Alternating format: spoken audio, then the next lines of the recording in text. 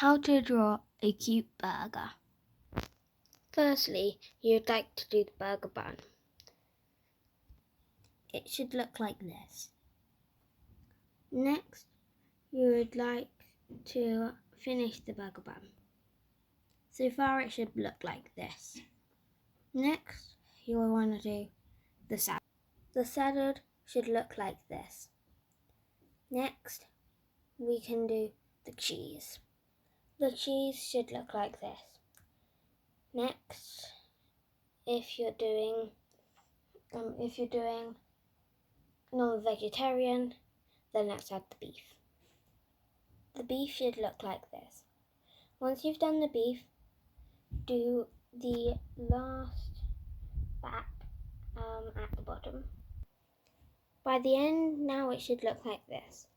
If you want to add a face and some seeds onto the top, you can.